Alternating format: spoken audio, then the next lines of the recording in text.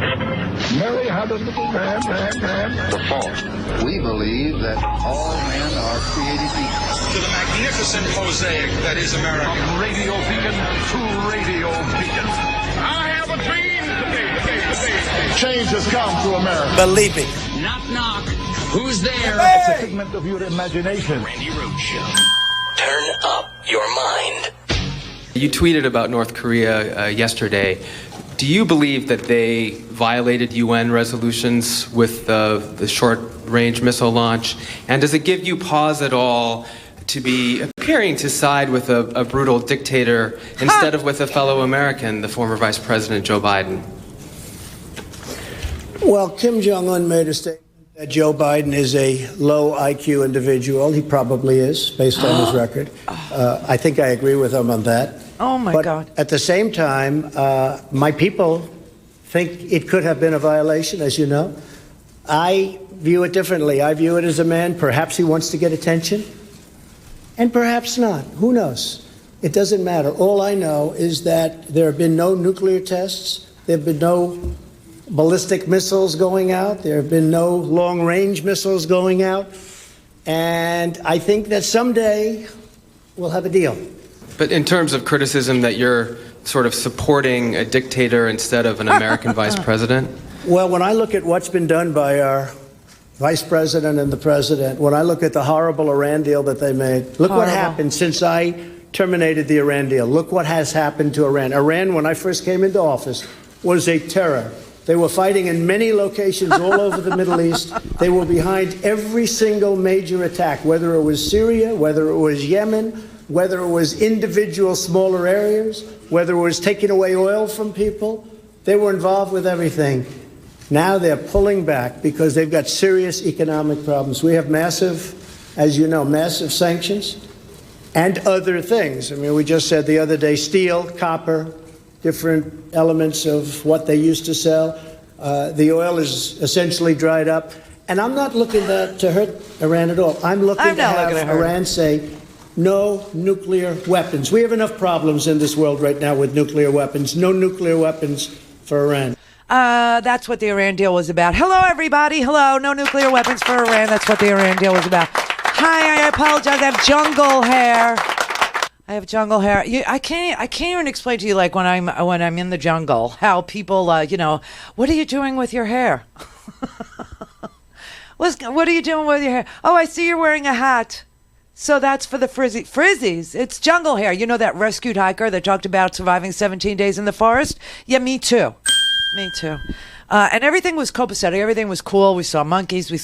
And their babies. We saw a giant crocodile, that survived everything, including bad presidents. We saw him. That thing was massive. He was a freaking monster, and it's just like either you could look at that and say, see, now that's what it takes to survive everything. You need armor. You need armor of steel is what you need to survive it all. Or you could look at it and go, oh, got to be a super predator. It just depends on which side of the aisle you're on. But there is no politics in the jungle. There's only survival is what it is. And then everything was fine. We had a really nice time. Of course, I didn't stay in the jungle. I was in the jungle for like a day or two. And then, you go back to the house, and the house is, stunning. And, you lay, you sun yourself. Of course, I'm a pasty white. I'm a milky, which is what they call me, milky white. And I got sun poisoning, which is always fun. It's always fun. The only thing that I saw was the Ben Carson thing. I didn't have TV, so I was watching on my phone. The Ben Carson, here. This guy is a moron, everybody. Ben Carson is an idiot. He is an absolute idiot. He is a disgrace. It is just all the best people. And I was like, you know what? I just don't want to have anything to do with politics. So we went like that for a while, just friends, family, mystical, magical places, some evidence of alien invasions, believe it or not, giant spheres that nobody knows how they got there. That have been there since 300 AD, according to the, archaeologists in the Costa Rica. And some think it's the Indians, but they have no idea how they transported or how they made. So others think it's aliens, extraterrestrials. And Howard's one of those, so he enjoyed the spheres, thinking, oh, that's how the aliens got. And we need an alien invasion. An alien invasion would unite not just this country. It would unite the freaking world against the outside invasion. He wanted alien, and everything was fine until we got on the plane and we crossed into America. Then we landed in America, and we were all getting our stuff. A nice, flight. Nobody did anything. Nobody drank too much. Nobody, a lot of dogs. It's like Noah's Ark on JetBlue anymore. Because everybody could bring their dog now. I mean, it's like emotional therapy, emotional support. I need a dog because if I leave him at home, I'll worry. And so the dog and nobody even ask. You're not even allowed to ask a question because of HIPAA. HIPAA, the Privacy Act. You can't even ask, what is your malady? Why do you need this giant dinosaur of a dog in row 25? Why do you need that? You're not even allowed to ask. So it's like an ark, and there's barking, and there's various babies crying. I mean, chickens are going to be next, and I'm going to bring a monkey home. They're just too freaking adorable. And so we were all okay, no matter what the thing was on the plane, no matter how many people. We get here. Everybody gets up and everybody's still with the Pura Vida. Everybody's still with the vacation mode. Everybody's still in vacation head. Everybody's still a little stoned. Everybody's still a little high. Everybody's still very relaxed. And may I help you with your overhead bed? Can I get that for you? Yeah, can I help you? It looks heavy. Whatever, nice, helpful, good, decent, wonderful. Nobody's, exposing the fact that, this person is tomorrow they're going to be wearing a Make America Great Again hat. Nothing like that. And then we're all up. We're all standing in the aisle. Everybody's waiting for the doors to open. Okay. All of a sudden, an announcement comes over the loud. Please return to your seats. Please return. And I'm like, the whole attitude's changed now. We're here in America. Everybody, get in your seats. Get in your seats. What's wrong? I see a police officer outside the open door on the jetway. I see the policeman standing there, and he's, he's like a lieutenant colonel because I could, read the insignia. And he's like, standing there, and he's, everybody's seated. He waits an appropriate amount of discomforting time, and then he comes onto the airplane. I'm like, oh no, please don't let me think this is like an immigration thing. Please, dear God, do not drag a woman and some children. I don't know what's going on. I have maybe there's a drug smuggler. I doubt it. Whatever. Okay, so all of a sudden he's talking to the flight attendant, and the flight attendant is like, do you have a name, like who we're looking for? He says, yeah, I have a name. Could you please announce Sharon Day? Gets over. Sharon Day, please come to the front of the aircraft. Thank you, Sharon Day. And this woman with jungle hair, long blonde jungle hair, about my age, starts, and she's walking through the plane, and she said, don't worry, I'm not in trouble. I'm the ambassador for Costa Rica.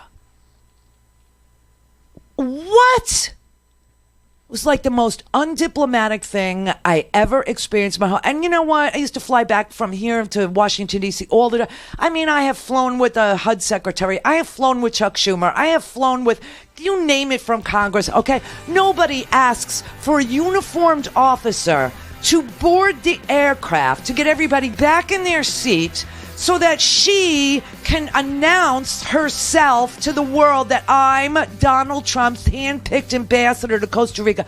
So I looked around. This woman has zero diplomatic experience, but she does have a $5.5 million triplex for sale in Fort Lauderdale. Yeah, that she has that. She was a former chairman of the art. She was a Republican operative for 20 years and a big Trump donor. And she's the ambassador. She's my representation to my country, Costa Rica. Oh my God. Sharon Day, you are the most undiplomatic, self-serving, self-indulgent. I don't even want to say. All things Randi at RandiRhodes.com. Go for launch. Speaking truth to power, the Randi Rhodes Show. It is a virtual certainty that you will fight on a battlefield for America at some point in your life. You will lead soldiers in combat. What? It will happen. It will happen. Some of you will join the fight against radical Islamic terrorists in Afghanistan. Really? And Iraq. And Iraq. Some of you will join the fight on the Korean Peninsula and in the Indo-Pacific, where North Korea continues to threaten the peace and an increasingly militarized China challenges our presence in the region. Some of you will join the fight in Europe, where an aggressive Russia seeks to redraw international boundaries by force. We're going to fight in Russia. And some of you may even be called upon to serve in this hemisphere. In this hemisphere. And when that day comes, I know you will move to the sound of the guns. The sound of the Do your duty. Or develop bone spurs like the President of the United States. Or you, Mike Pence, who never served a day in the military.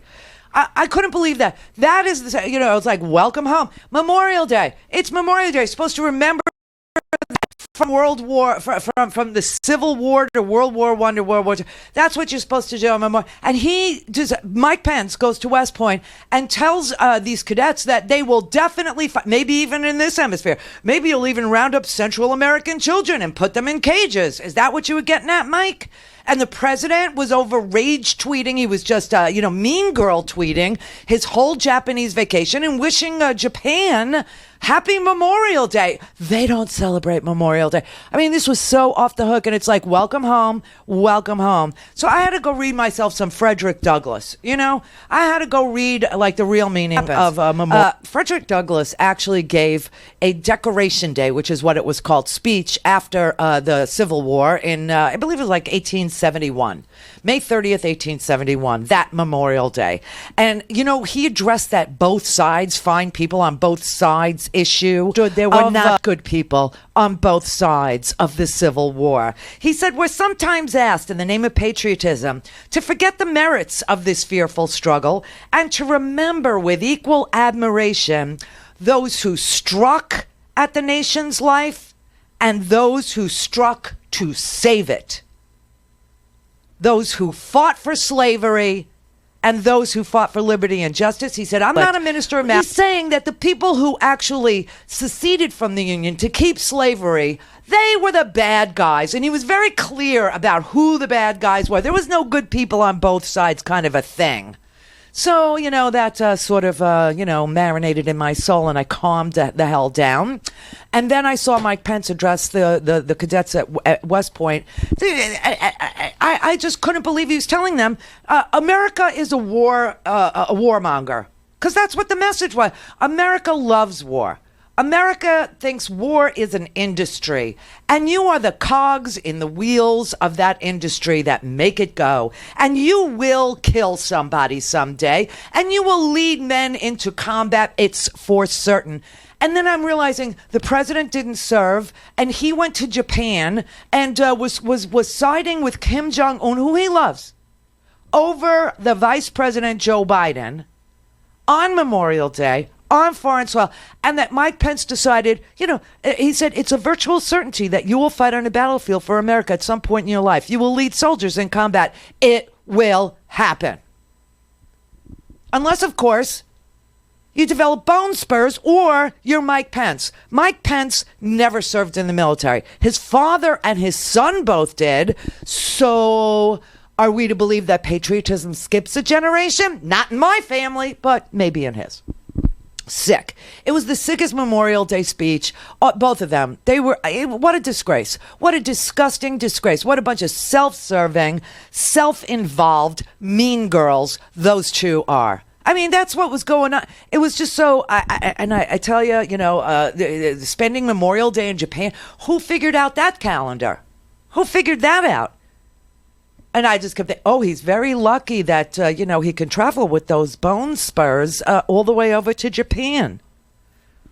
All the way over to Japan. And then he says, Kim Jong-un made a statement that Joe Biden is a low IQ individual. He probably is, based on his record. I think I agree with Kim on that. Mean girls. I thought politics was supposed to stop at the water's edge. But that's just another edge that Donald Trump has gone over.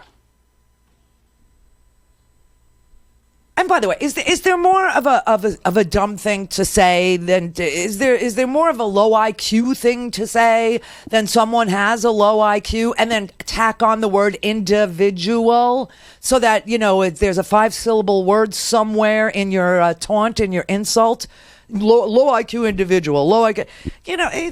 This is a clear message.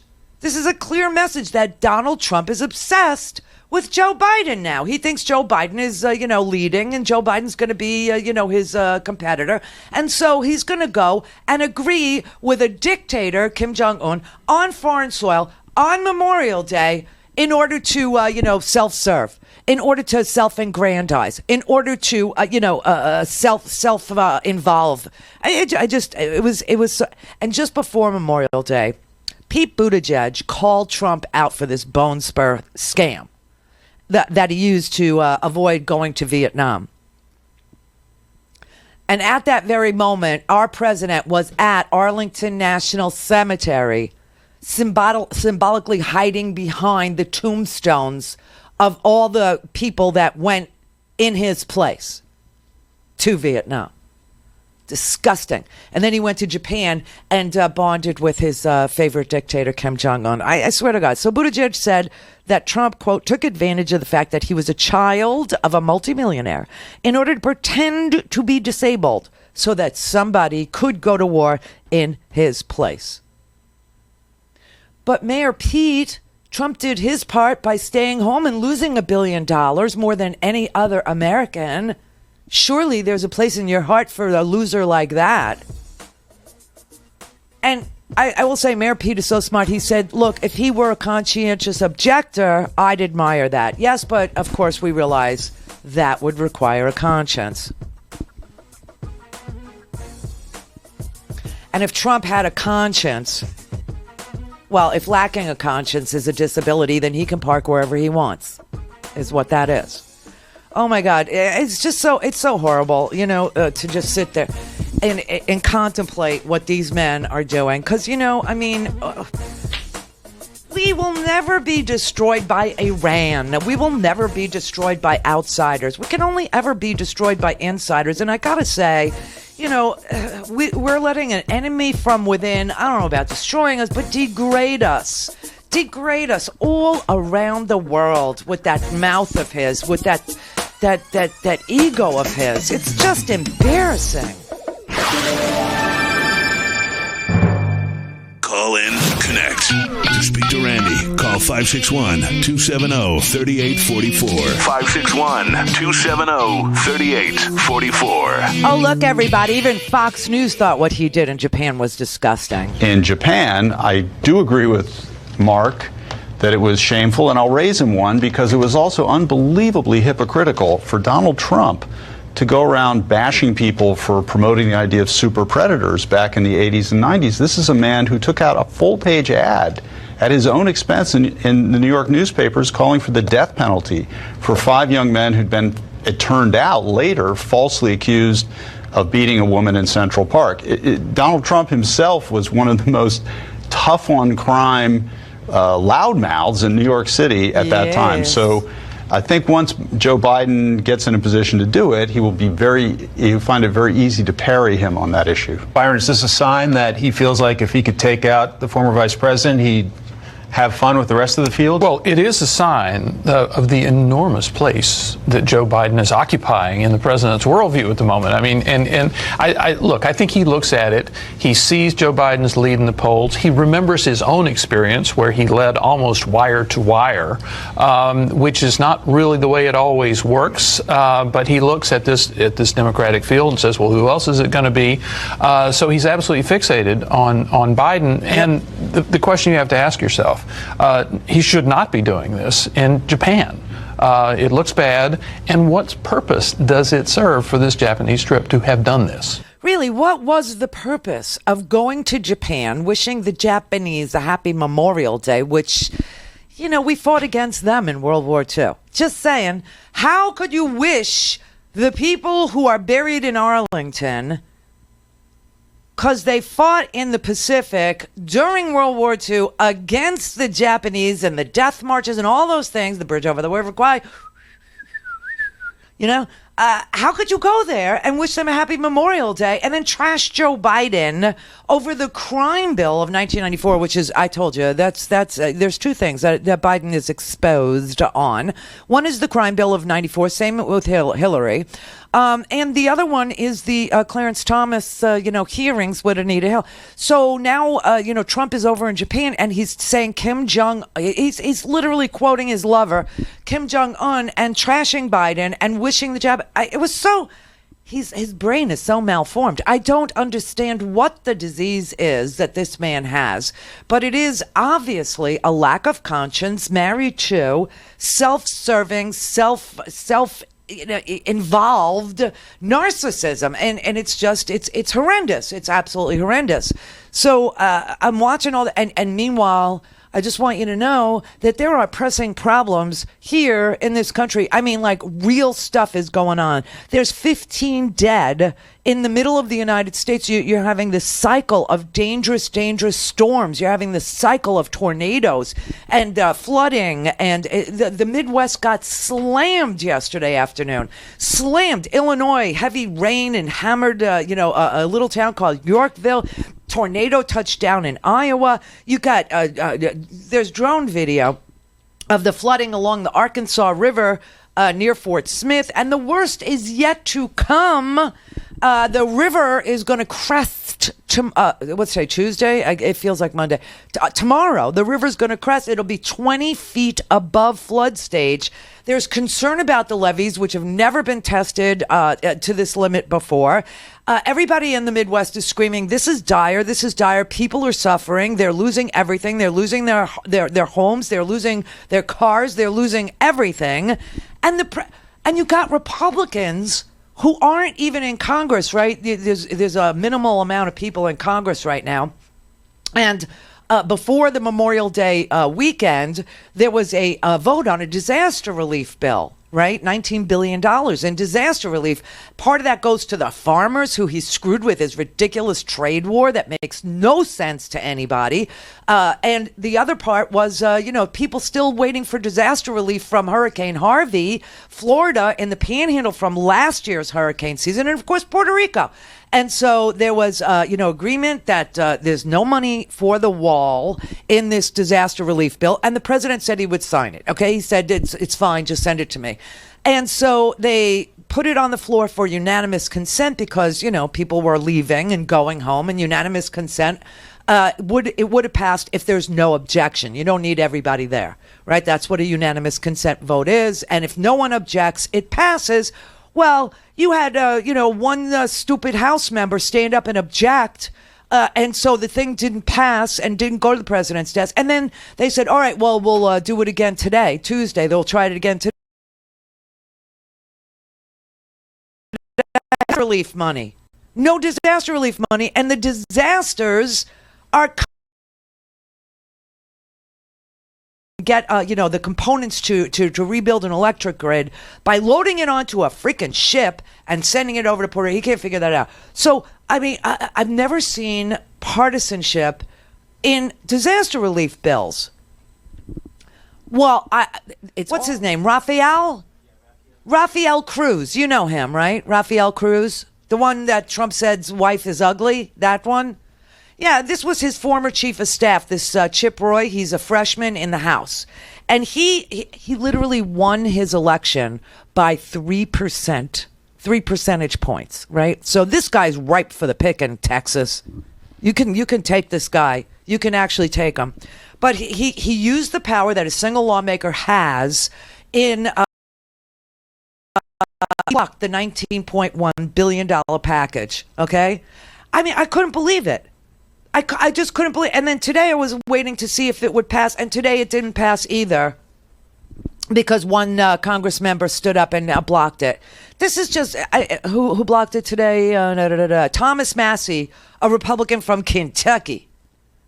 They're going to turn our whole country into Kentucky. They're going to turn our whole country into Arkansas. They're going to turn our whole freaking country into Oklahoma. These freaking representatives, they are disgusting. That is just awful. And the weather is just, I mean, you got hurricanes, you got wildfires, you got floods going on. It's unbelievable. And they won't approve a disaster relief package. This to block it, said Sanford Bishop Jr., a Georgian representative, another Republican. He said, please don't judge the other 434 members of the House with what Chip Roy just did. But now you got Thomas Massie. The Randi Rhodes Show is live on RandiRhodes.com and the free Progressive Voices app for Android and iOS. Visit the App Store or ProgressiveVoices.com now. Oh, we're back. We're back with all the technical difficulties that we had before. All right. I just got to show you something. I saw this on my phone, okay, while I was away. And I just could not believe what I was watching. But this is what an idiot Ben Carson is, okay? Here's Katie Porter, a freshman member of Congress. She is literally an economics professor, okay? She teaches this stuff.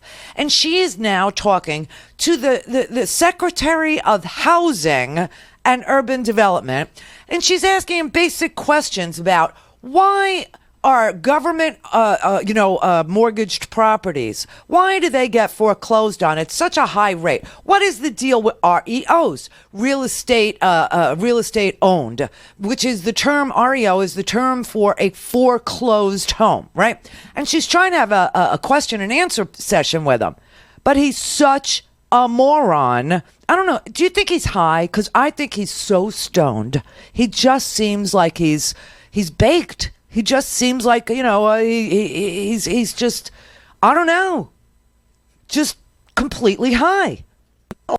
Also like you to get back to me, if you don't mind, to explain the disparity in REO rates. Do you know what an REO is?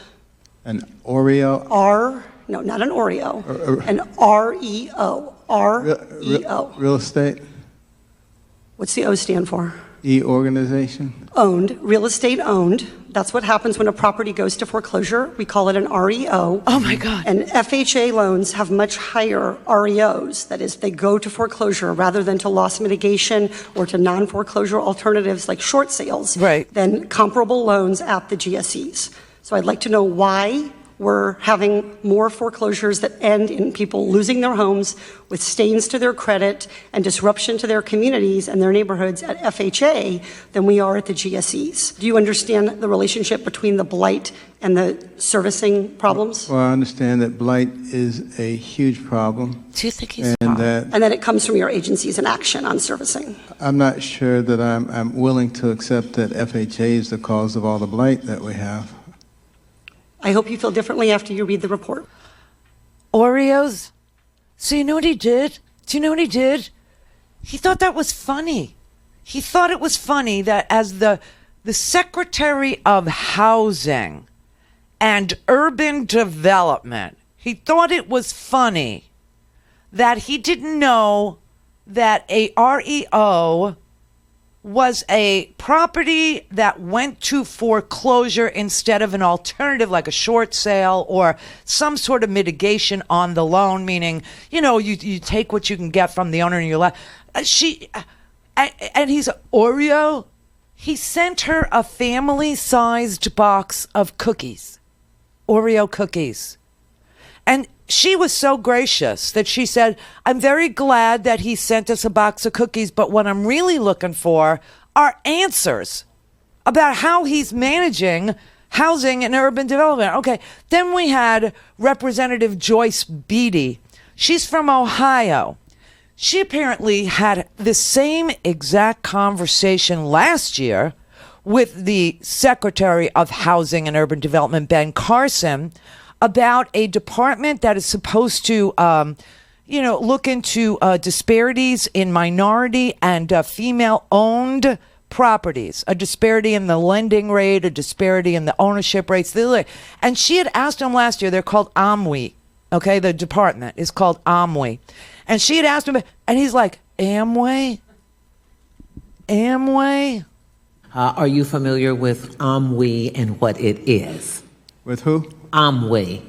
Amway? Amway.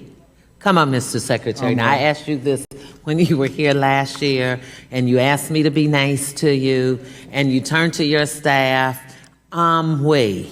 and you have an OMWE director. And we wrote you a letter about it, and OMWE, Office of Minority Women and Inclusion. Do you have an OMWE director? Do you work with the OMWE director? Well, of course we have an office of... OMWE, not Amway, OMWE. We have. Do you know who that person is? We have. Do you know who that person is? I cannot give you the name. Okay. Would you do me a favor? Would you find out and would you send me a note back so we don't ever have to repeat this again? We can send you a note on that. Okay. Thank you. She is so patient. She's speaking to our secretary of a giant government agency that is responsible for the quality of public housing, that is responsible for the foreclosure rates on FHA loans, that is responsible for making sure the housing market doesn't crash again. I mean, Fannie Mae, Freddie Mae. I mean, this guy is in charge of this major, major agency, okay? And she is so patient with him, like she's having to talk to a child. Do you know? And you know what's crazy? There is no OMWE department in housing and urban development. There's a director for minority lending, but there is no, he doesn't even know this. And she is so patient with him and so careful. Oh, come on, Mr. Secretary. We had this conversation last year, and you asked me to be nice to you.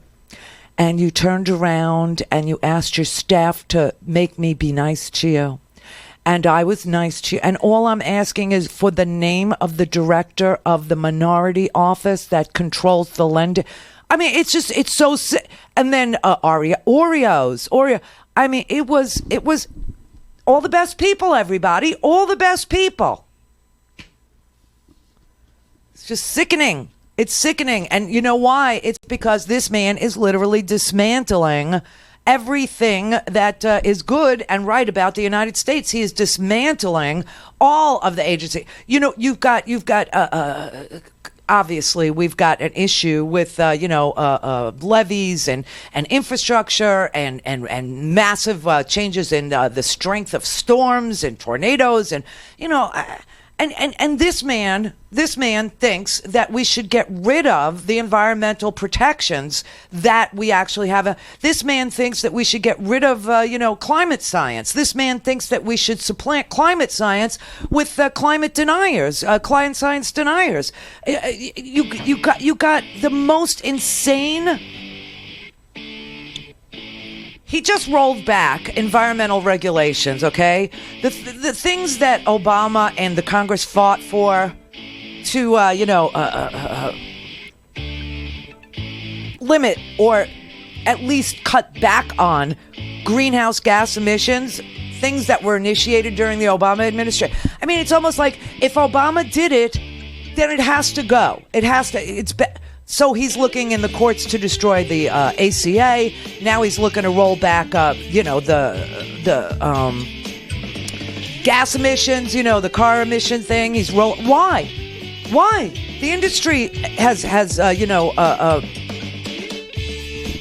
kept up with it. So what is his problem? I don't understand. I'm so.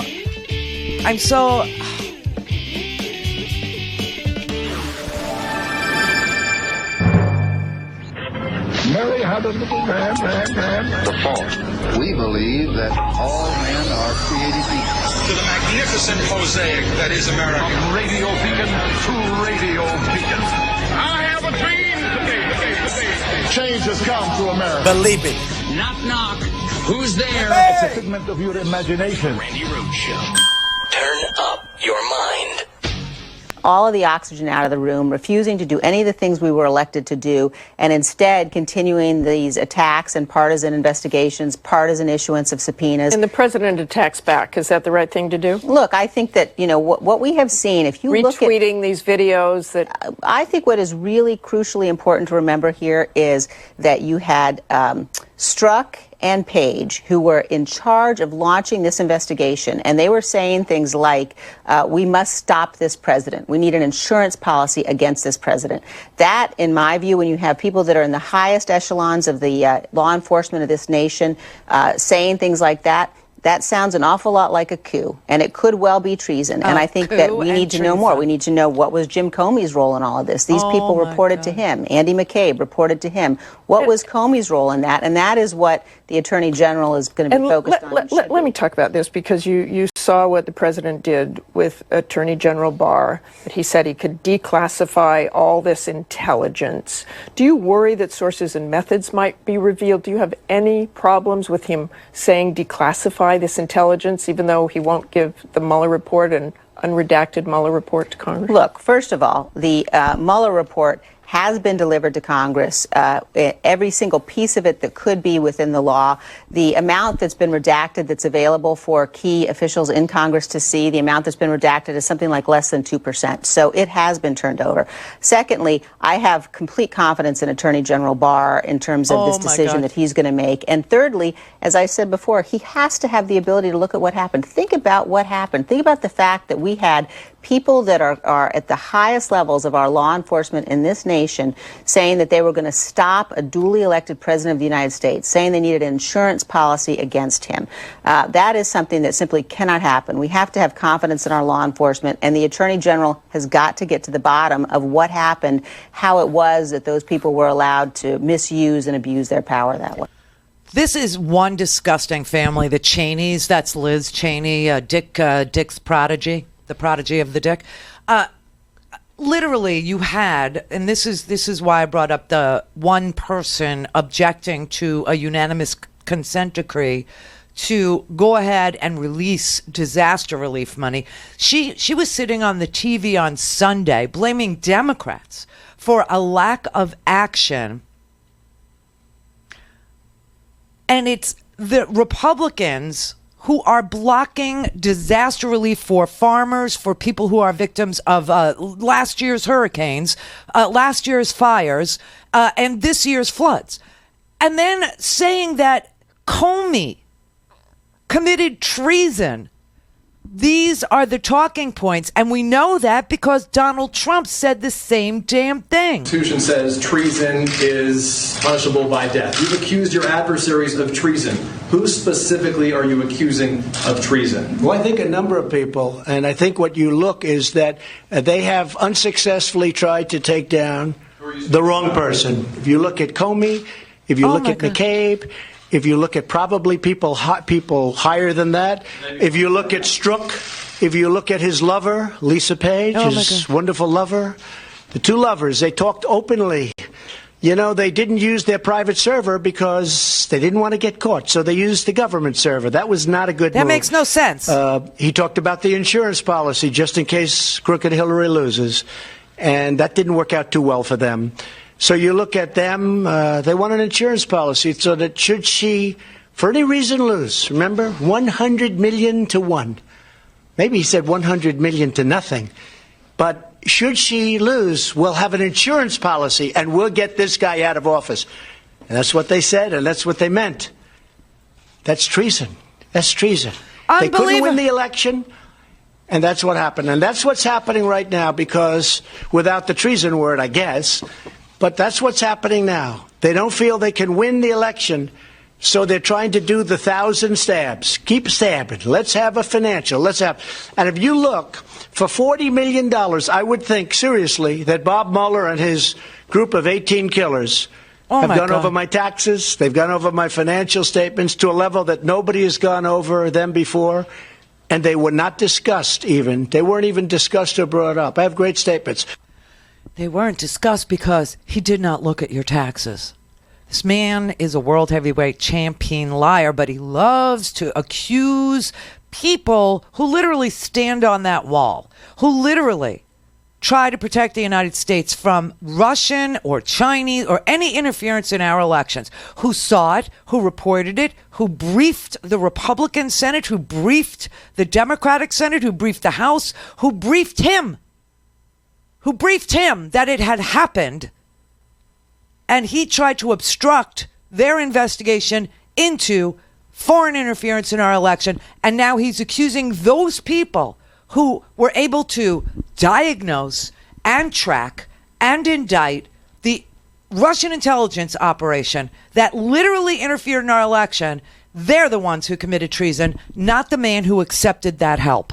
I got to tell you, there are certain Republicans out there who get this, okay? Unfortunately, some of them are former House members. Tom Coleman was a House member for over 20 years. He represented Missouri. And this weekend he said, it's time. It's time. This president is illegitimate. This president is an illegitimate president because he welcomed help from the Russians in his campaign. And I am calling for impeachment now because the Mueller report is out. And in it, Mueller describes 10 obstruction of justice charges. And this is not acceptable. What is the main reason? Why are you calling for impeachment now? Calling for impeachment now because the Mueller report is out, and in it he describes 10 obstructions of justice charges that he could not bring because of a Department of Justice rule and regulation that says you can't indict which a Bill sitting Barr president. lied about. That's number one. Number two, I believe this is an illegitimate president because he welcomed help and influence from the Russians in his campaign. Why do you think so many, as in all but one Republicans in Congress, see this either differently than you do or are afraid to say what you're saying? It is very disappointing. I mean, I know a lot of these people personally, in the Senate especially, where many of my House colleagues ended up in the Senate. And really, the Republican Senate is where the power is in this impeachment process because the Democrats control the House where impeachment starts, in the Judiciary Committee. And what I've called for is not like impeachment tomorrow. It's to start the process, to have hearings, to have live witnesses, to be covered by TV. This is just like Watergate. People watched it every day. They learned, they became informed. Right. And that led to the Republicans in the Senate going down to the White House and telling Nixon he had to go. That's what has to happen here, okay? Because the American people need to hear from Robert Mueller what the hell he found. He is the only person who understands that. I mean, like, we know only maybe 1% of America ever read that Mueller report, okay? And those of us who have are simply sickened at the fact that this traitor, that this man is still president of the United States, knowing what we know is in that report. The reason why the Republican, and you know, everybody hedges, but the reason why Representative Coleman, the Republicans who ended up in the Senate are so quiet is because they were briefed while it was going on. They knew what was going on, and they made a decision it would help them because so many of them were on the ballot in 2016, and they chose to look the other way, and they were complicit. And that's why they're so quiet. And that's why they're timid. That's why they're cowards. That's why it's all for them. It's all about, did it help me or didn't it help me? Has nothing to do with the Constitution or this country and protecting and defending it. And that is to their eternal shame. All things Randi at RandiRhodes.com. Go for launch. Speaking truth to power, the Randi Rhodes Show. The White House is just crying out for impeachment. That's why he flipped yesterday, because he was hoping, because he was, somehow or other, you all have a story that isn't real. I mean, you want to believe that there's all this unease in our caucus. That simply isn't the truth. We have respect for the diversity of opinion in our caucus, and I say to the caucus, our diversity is our strength. The president has a bag of tricks, and the White House has a bag of tricks that they save for certain occasions. They don't necessarily apply to the occasion, but they're a distraction, which is his master of distraction. We will all agree on that. That's something he does well, to distract from problems that he has. He tries to change the subject. And while he tried to say it's because I said cover-up, we've been saying cover-up for a while. And our 9 o'clock meeting was a meeting we have anyway, so it had nothing to do with him. But I think what really got to him was these court cases and the fact that the House Democratic Caucus is not on a path to impeachment, and that's where he wants us to be. We want to follow the facts to get the truth to the American people, with a recognition, too, that no one is above the law, and 3, that the president is engaged in a cover-up. And that is what my statement is. How we deal with it is a decision that our caucus makes, and our caucus is very much saying whatever we do, we need to be ready when we do it. And I do think that impeachment is a very divisive place to go in our country. And what we can get the facts to the American people through our investigation, it may take us to a place that is unavoidable in terms of impeachment or not. But we're not at that place. We're not at that place, which means she doesn't believe the American people are educated enough right now to support impeaching this president, that the American people don't know what's in the Mueller report, and that we have to have Mueller come and testify. We have to have Don McGahn come and testify. We have to have Michael Flynn come and testify.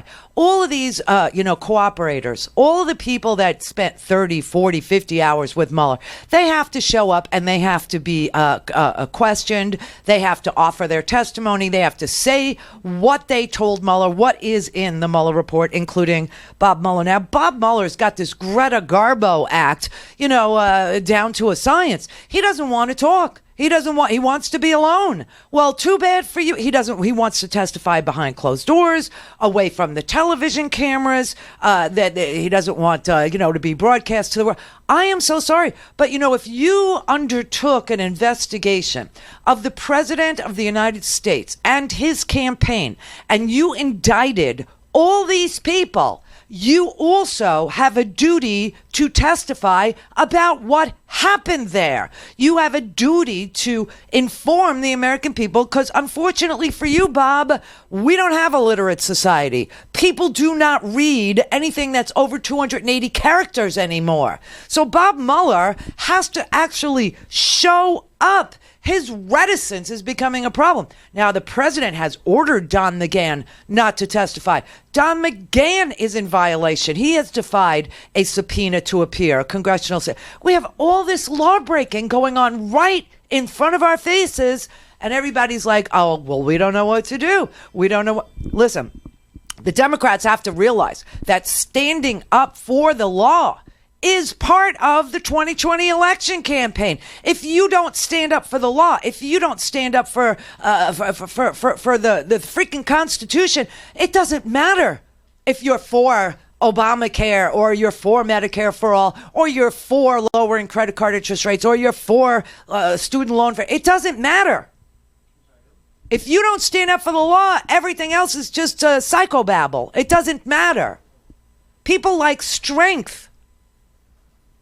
And Bob Mueller, if he has to be dragged in, he has to be dragged in. There's more at stake here than his own comfort level about, I don't want to talk in front of the cameras, and I don't want to, too bad. If you actually were willing to investigate all this, then you have to also realize on the back end, it's explaining what you found to the American people under oath in front of the Congress. This is just ridiculous. I can't even explain to you.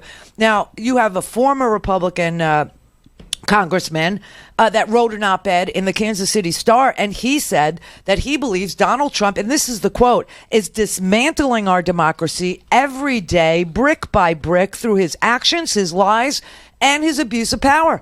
Well, the only check on this president, according to Mueller, who doesn't want to testify, is Congress has to enforce their own freaking subpoenas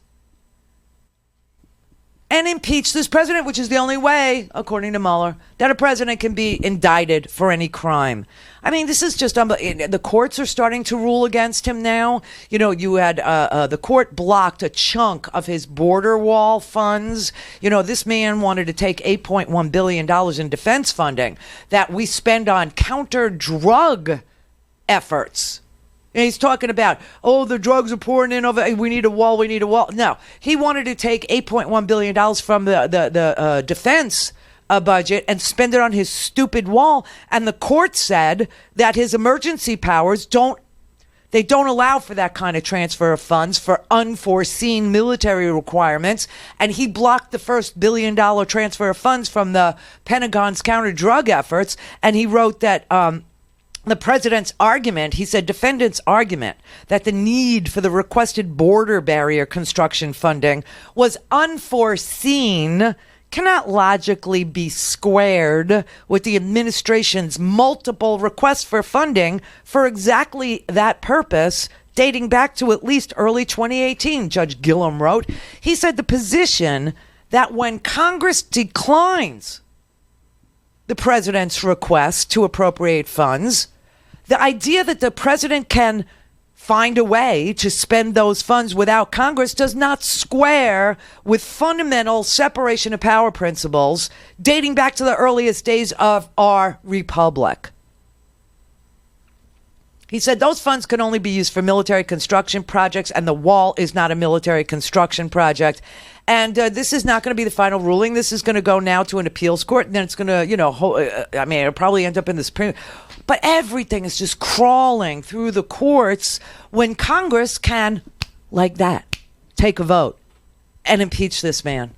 Now, they won't do it because nobody's willing to testify and educate the American people about what is in this damn report. It's crazy. And Justin Amash, he's a libertarian sort of a dude from Michigan.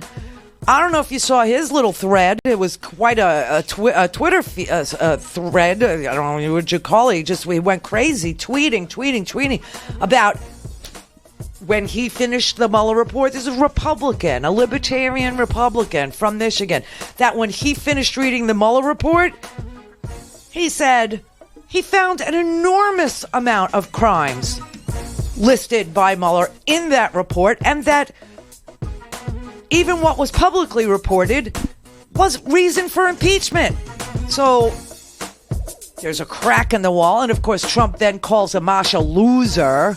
Oh, he's a loser. I think he's going to run for something else. We'll see what happens, but I don't think he's going to do very well because he's a loser is what he is. I mean, this is just unbelievable. So you're starting to see something, some cracks, something.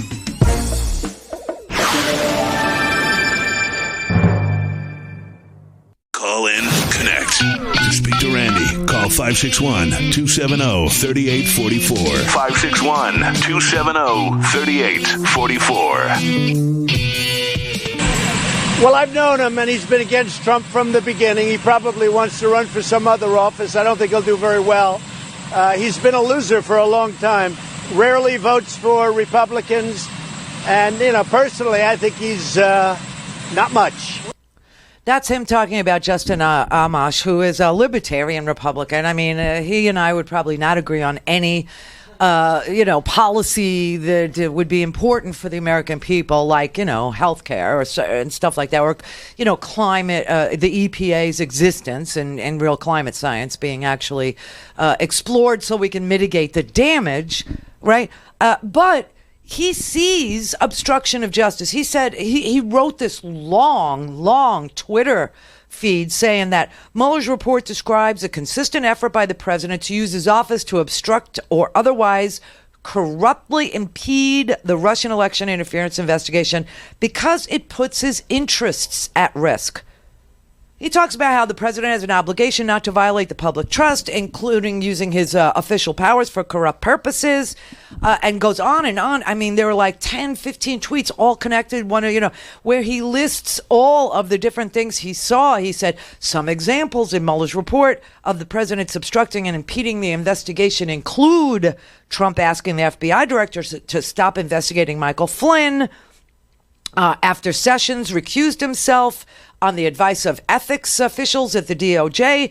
Trump directly asked Sessions to reverse his own recusal so he could retain control over the investigation and help the president like his own Roy Cohn would, which Bill Barr is, by the way. Bill Barr is a corrupt, disgusting, power-hungry Roy Cohn type lawyer for the president, but he's our attorney general, which is also an abuse of power of that office. And then he goes, Trump directed the White House counsel, Don McGahn, to have Mueller removed. And he said, and when that event was publicly reported, Trump asked McGahn to make a public statement and to create a false internal record stating that Trump had never asked him to fire the special counsel. Trump asked Corey Lewandowski, his former campaign manager, to tell Sessions to limit the scope of Mueller's investigation to only future election interference, not to look back at what happened. He used his pardon power to influence testimony of Michael Cohen and Paul Manafort, and that Paul Manafort eventually violated his own plea agreement because he expected a pardon from Donald Trump, as Donald Trump was communicating through his lawyers to Manafort's lawyers, and that Cohen offered false testimony to Congress, and that both of them were convicted for trying to cover up with corrupt intent. And then all his own statements, which it's just so amazing because his Twitter feed is like evidence now. It's funny, but the court that ruled that he couldn't reappropriate the money from the defense budget to the wall, that judge quoted Donald Trump endlessly on Twitter, saying that because Donald Trump was saying before he was even president that he wanted to build a wall, that there was no emergency, and that was evidence that there was no emergency, and so he couldn't use emergency powers to violate Congress's wishes and move money that they didn't want to appropriate for that purpose. And the same thing's going on here. They're looking at Trump's own Twitter feed, and they're saying that what he was telling people not to flip, and that Manafort was a good guy, because he wasn't flipping like that rat Cohen, and then threatening Cohen's family members. They're using his own words to show his corrupt intent to impede the investigation, to obstruct testimony, to get people to lie for him. I mean, this man is just not, he'll sit there and tell you he's a stable genius. He said it again over the weekend. He said he's a stable genius. Justin Amash is a loser, but he's very consistent, and he's a stable genius. A very capable person. We're going to see what happens. I can tell you this. Let him get this angst out of their belt. And when it is, we can do things so quick your head will spin. One thing they can do is approve the USMCA so that we have our farmers taken care of. And by the way, not only the farmers, it's every industry. But they can approve the USMCA so we can take care of our farmers, our industries, our auto industry. And one of the beautiful things... One of the beautiful things about the USMCA, and to me the most important part, I used to talk about this 20, 25 years ago as a private person, and for whatever reason, you'll explain this to me, I always got a lot of publicity. So if I said something, even as a private builder or whatever I was doing, you were not a builder. I would get a lot of publicity. You built nothing, and without a lot of trying. And I was against certain things. But if you look and you take a look back, you'll see all of the things that you're talking about and all of the things that you're asking about. I was against at that time. And I'm still against. I haven't changed very much. Been very consistent. I'm an extremely stable genius. Oh, my God. Oh, my God. Now, let's just get this clear, okay? He builds nothing. The last thing he built was in the 80s with his daddy's money, that Trump Tower in New York, okay? And nobody wants to live there. The prices of those apartments have fallen through the freaking floor. Nobody wants to be associated with Donald Trump. What Donald Trump did was he licensed his name to all these builders who then would collect down payments from people thinking that Trump was this great builder because his name was on it. He was the builder. And he would get paid for licensing his name, and everyone else would get stiffed because those places never got built. Never got built. He did it all over the world. He did it in Azerbaijan, for God's sake. He did it in Baja, Mexico, where he wants to build a wall. Oh, I thought he wanted to build condos in Mexico. Now you're going to have a condo in Mexico, but you can't get through the wall to come home? What the hell's wrong with this man? Built nothing. He built nothing. He's a con man. I get a lot of publicity. Yeah, you get a lot of publicity because you say ridiculous things. And the farmers' money, the bailout for the farmers because of your ridiculously stupid trade war, is in the disaster relief bill that morons from the Republican Party just blocked, with one person objecting to a unanimous consent vote. I mean, and he's standing in front of the farmers. You could see the hats, you know, the cowboy hats behind him. Those were the farmers. He was doing a presser. He was doing a photo op with farmers standing behind him. And the whole time, that money that the farmers desperately need is in this disaster relief bill that they blocked. Thomas Massey from Kentucky blocked it today, and Chip Roy, Ted Cruz's old chief of staff, blocked it last week. They're not going to get their money. This is so sick. It's such a con.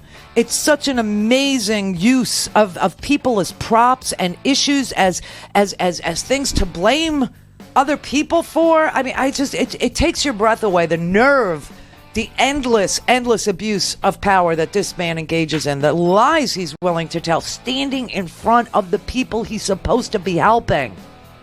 And these men, they don't know. They don't know the difference. I don't know.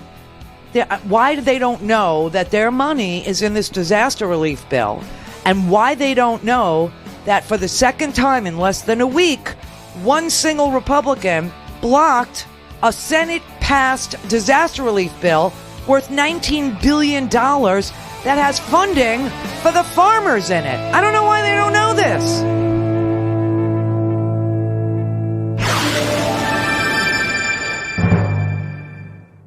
This is the Randi Rhodes Show. To speak with Randi, dial 561-270-3844. That's 561-270-3844. Well, we're in a free fall out here in agriculture. We've seen 30% decrease in prices of soybeans. And this isn't all about soybeans. You know, the markets work in three different ways. It's like a three-legged stool. There's the technicals with stochastics and this and that. And there's also the fundamentals, which is supply and demand. But the third leg is market confidence. And if the technicals are X and the fundamentals are Y, then market confidence says that the market should move or stay static in a certain predictable behavior. And with the geopolitical turmoil that the president has thrown into the mix over the last year, the markets just don't have anywhere to go, so they're just sitting and hiding. And we've seen a little bit of bump up in the last couple of days, but other than that, we're in a shape out here, and we're hurting. In a free-for-all. Let me play you, with that in mind, something that the president said this week that really stuck out to me, and I wanted to ask you about. Listen to this, please. We love our farmers. We take care of our farmers. Our farmers have been incredible. No country can get in the way of our farmers. Our farmers are great patriots, and they've done a fantastic job. So our farmers are going to be very well taken care of. The government paid out $12 billion in assistance to help farmers last year. At that point, you called that a bridge too far when we talked. Now they're trying to plan another round, something like $15 billion. What do you say to that, Christopher? Well, the same thing I did before, and I need to put a clarifier on this. I ended up taking the money, so I had to take it. It was $20,000 to me. $14,000 of it went to repair a tractor transmission. $2,000 of it went to a nonprofit or two, and the rest of it back for taxes. So I didn't take it and buy a boat with it. But what I said at that time works today as well. Is that it was an indication that the president's policy wasn't working, or it certainly wasn't working fast enough. And now the president comes back and wants to put an additional amount of money in our pocket. And we have to understand where that money is coming from. Up until yesterday, the president has been very clear that all of these tariff dollars that he wants to transfer to farmers have been coming from China and from Mexico and Canada and so forth. They're primarily from China. That's just not true. It's just not true. Those monies, those tariff dollars, come directly from American importers, from American companies that hire American workers, that pay American taxes. And when those dollars, when you buy goods from China to send out to U.S. consumers, those companies pay that, and then they turn around and push that out to consumers to pay. So the president might push out more money to farmers, but let's be clear of where it's coming from, and let's let the taxpayer know that it's not coming from China, and they need to know it. And it's appreciated by farmers, for sure, but we would rather have trade. We'd rather have our markets back. So there is an intelligent farmer, okay, his name's Christopher Gibbs, and he is explaining to you why this president's idiotic trade war is not only costing us, the consumers, more for anything that is imported, but is also hobbling and killing the markets for farmers, which they will never get back. You know, if the Chinese were buying soybeans and now they're not going to come back and buy soybeans from us once they're done with this trade war, because they've already now established that they're going to buy soybeans from Brazil. Or they're going to buy soybeans from another country that isn't going to mess around with them, that isn't going to play games with the price of soybeans. Donald Trump has destroyed markets, literally destroyed them, so that other countries have now gone looking for other countries to buy those things from. And when we start importing these things that we do import from China, the people who import them, they're the ones that pay the tariff, the tax. And so because American companies who employ American workers are paying the tax to import, whether it's a microchip that goes in their device or it's I'll just say a bearing that goes into a machine and it comes from China, whatever it is that they're importing, okay, and they're paying the tax on, now costs you more. So all the farmers are saying is stop the stupid trade war, give us our markets back before you destroy them completely, and stop giving us taxpayer bailouts, because the taxpayer is now paying us twice. They're paying to bail us out because of your stupid policy, and they're going to pay more at the store for any imported item. And it's a ridiculous proposition. It's hurting America. It's hurting American consumers. It's hurting American businesses, and it's killing the farmers. And on top of it, the farmers' bailout money is in this disaster bill, which has been blocked by 2 individual Republican members. And so they're not going to get their money. And, you know, when you say billions of dollars, it sounds like, oh, we're really going to, these farmers are going to be living, like higher. They get $20,000.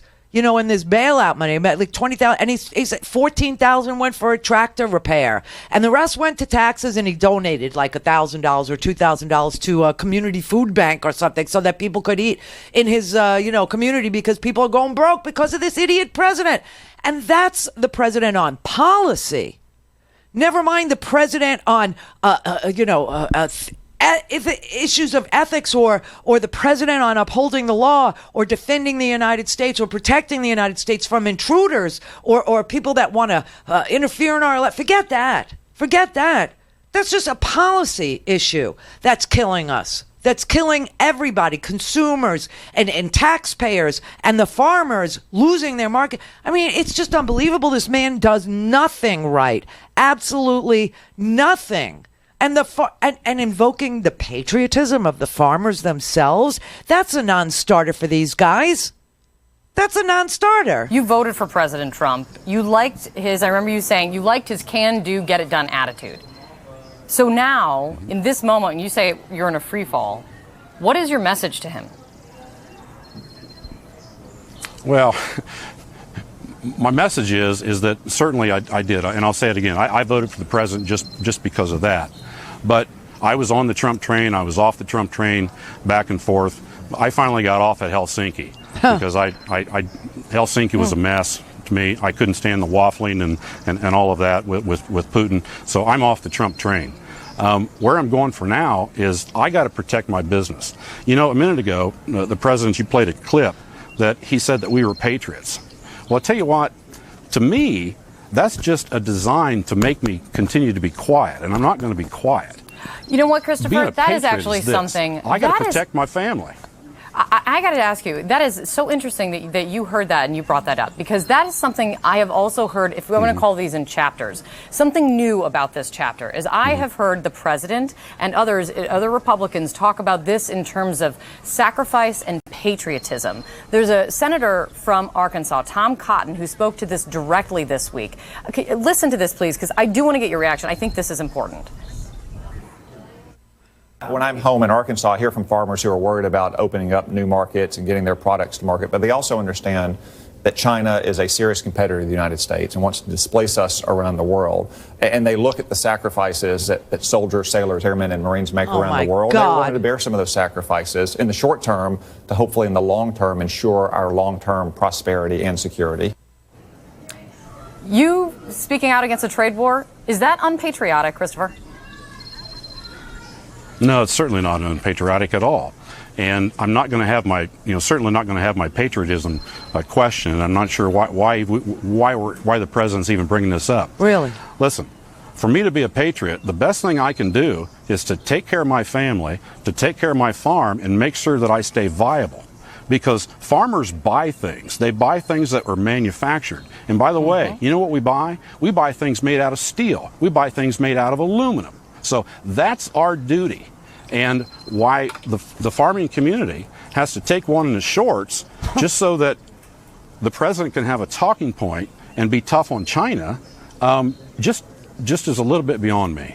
It's way beyond everybody. The idea that it's a patriotic sacrifice like a soldier, sailor, or a Marine would make overseas, here at home, to give up your market, to give it up, so he could have a talking point about being tough on Chinese who've been ripping us off for you. To question people's patriotism in this manner, it is. And now, let me tell you, this whole the whole Midwest, tornadoes and floods and storms, no disaster relief at all. The farmers' money is in that disaster. He's such a sick, twisted douche, is what he is. There is no way this country is going to be okay until he is no longer the president of the United States. And then the damage that he's done to the law, to subpoena power, to Congress, to the respect that people should have for the legislative branch of government. I mean, this is going to be, and it's always like this with Republicans. It's always like this. We build something great, like a great economy. They come in, take us all the way back to square one, and take credit for what we've done, and drive us off the cliff again, and then we have to clean up again.